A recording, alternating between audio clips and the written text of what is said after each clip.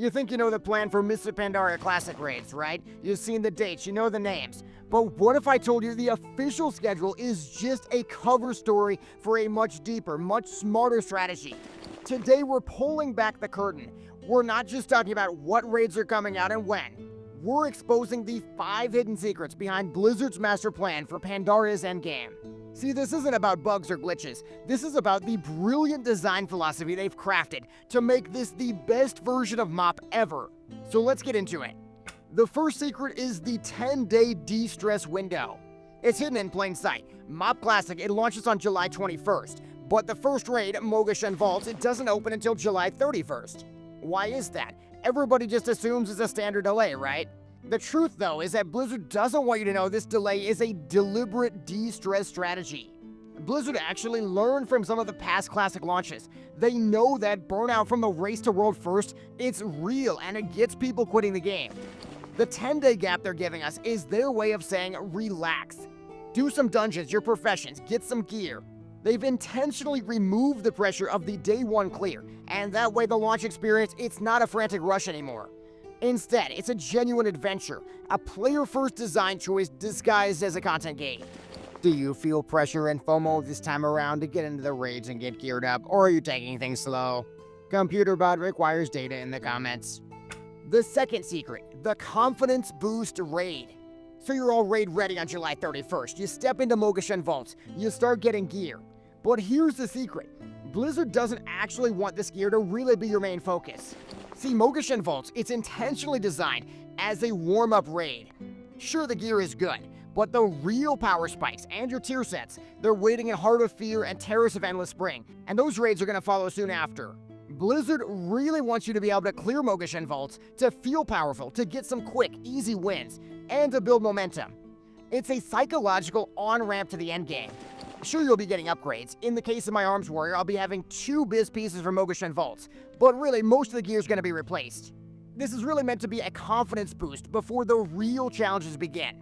The good news, though, they are going to keep you coming back with one of the most beautiful and rare mounts in the game, the Astral Cloud Serpent. Yeah, I want that. So secret number 3 is the brilliant LFR fix.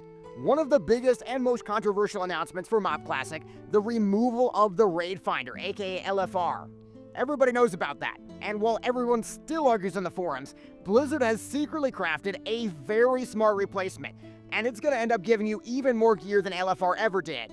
Blizzard's solution, it is Celestial Dungeons. That's their secret weapon. They're not just harder heroics though, they're a brand new difficulty tier. They've got some raid level mechanics, LFR tier loot. A quick 30-minute Celestial Dungeon. You might walk away with pieces that'll allow you to top the damage meters in the raids. More importantly though, you'll also be able to get Legendary Cloak progress. See, Blizzard, they knew that removing LFR would create a huge problem for the Legendary Cloak questline. After all, to get the cloak, you gotta go in the raids, and a lot of people are gonna use LFR for that. The good news though, is that you can progress towards your Legendary Cloak in the Celestial Dungeons.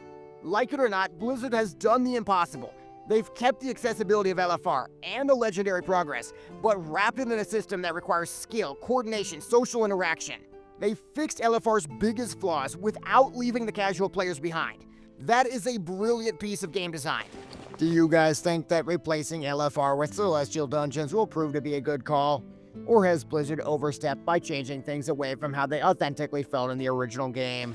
So secret number 4, the fan service masterpiece. Ask any veteran player to name one of the best raids of all time. You're gonna hear 2. 3 words, Throne of Thunder. Blizzard knows that all too well, so the secret here isn't about the raid being good, it's that Blizzard is actually treating this like the crown jewel of the expansion. See, Throne of Thunder is actually not nearly as far away as it might seem. It actually might even be coming out as early as October or November. It's not just another raid tier either, it is a nostalgic centerpiece. The encounter design, the unique atmosphere, the epic music. Blizzard knows that this is what players are most excited to relive. This is why we're coming back. You can bet the soon coming release of Throne of Thunder, it's gonna be treated with extra care to maximize the epic payoff. It's really not just content, it is pure unadulterated fan service, and that's gonna be glorious. But that also means that every single piece of loot you get in Phase 1, from Terrace of Endless Springs, Mogashen Vaults, Heart of Fear, It is building your character to be stronger, more powerful, and secretly getting you primed for Throne of Thunder a few short months from now. Throne of Thunder is packed with some of the most sought-after items in the game. Everyone will want the sick tier 15 sets, but the Clutch of G-Kun and the Spawn of Horadon are also sick too. Please submit data on the item you are most desiring throughout Mists of Pandaria Classic. So secret number 5 is the one-and-done epic Siege of Orgamar raid. We've got the grand finale, the colossal 14-boss Siege of Orgamar. It is definitely an epic conclusion to the story. But Blizzard knows a secret that every vanilla WoW raider remembers from Naxxramas. A giant raid with that many bosses. It can actually be a tedious nightmare to actually go through and re-clear every single week. So Blizzard has built a few solutions right into the game design. The first, which we may be getting, is flex raiding. It's not confirmed yet, but it would allow players to go in with a different number than just 10 or 25, and it's perfect for experiencing the storylines. Extra perfect for such a massive raid too. The second secret Blizzard might employ is with the Legendary Cloak questline. See, while Blizzard is playing the nice guy right now, they're allowing you to make big early progress on your Legendary Cloak outside of the raid. It is possible that the final step to complete your Legendary Cloak could be changed to require a garage kill. After all, who's gonna be giving up on a legendary questline with your reward only a garage kill away, even if LFR isn't in the game?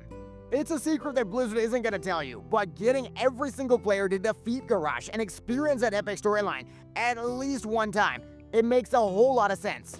After that though, the pressure's really off. They know only the most hardcore guilds are gonna be farming Siege of Orgamar every single week. For everybody else though, they've given you an epic story you paid for without forcing you into a repetitive long-term slog. If Blizzard does things right, they're gonna be respecting your playtime and the storyline at the exact same time. So what is the ultimate secret that Blizzard doesn't want you to know? It's that they're not just re-releasing raids. They have actually instead meticulously crafted a player-focused journey from start to finish.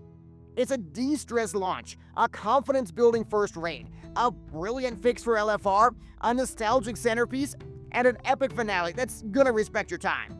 Blizzard has actually learned lessons from the past 20 years, and they're using that knowledge to give us the best, most thoughtfully paced version of Mists of Pandaria that we've ever had.